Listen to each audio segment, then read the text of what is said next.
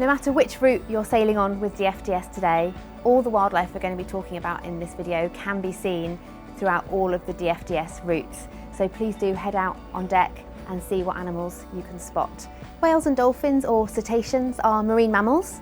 So they give birth to live young. The young suckle milk from their mothers. They're warm-blooded and they breathe air. So when they come up to breathe, this gives us an amazing opportunity to actually see these animals. Whales and dolphins can be split into two groups, those that have teeth and those that don't. Animals that have teeth are mainly dolphins and porpoises and some whales, and they use their teeth to catch quite large prey one by one. However, the baleen whales, which are our large whales like humpback whales, blue whales and fin whales, they have something called baleen, and baleen is a big brush that hangs from their top jaw, which is made out of keratin, the same material as our hair and our fingernails. And what they do is they engulf large amounts of prey and water in their mouth, and the brush kind of acts like a sieve.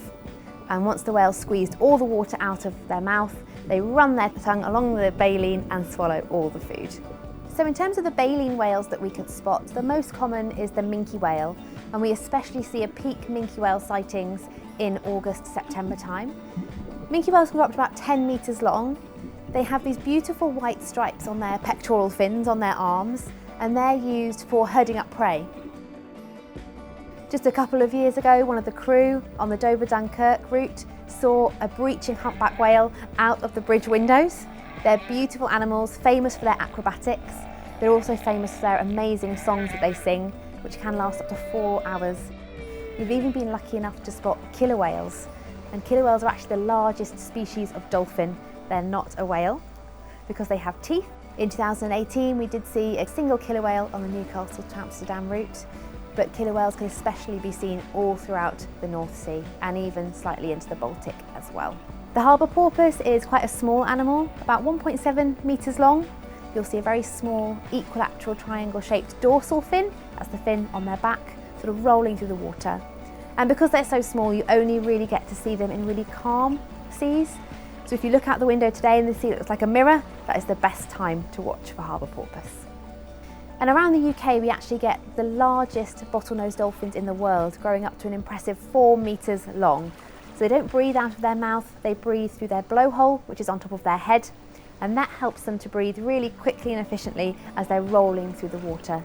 We also get other dolphin species like the white-beaked dolphin, especially around sort of the Port of Tyne, and through Orca's data we actually think that that area is especially important for nursery pods. We often get a lot of seal sightings.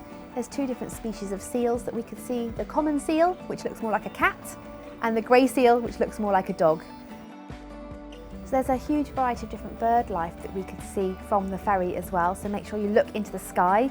We get loads of different species of gull. We also get the very impressive gannet, which can dive into the water at speeds of 60 miles an hour, and the gannet is the largest seabird that we could see. We also see other species like kittiwake, tiny guillemots, razorbills, and if we're lucky, even puffins with their colourful beaks. If you see a really big group of birds, especially if they're circling and diving into the water, that often means there's loads of fish around. And what whales and dolphins will do is herd fish up from below to make them easier to catch, and you've got the birds diving from above, so keep your eyes on that spot because you never know what might turn up. And if you do see anything, make sure to let us know on Twitter and what crossing you're on and what animal you think you've seen as well. So you might also want to consider becoming an Orca member, and you can do that through our website, and that will help us continue our vital conservation work for the future.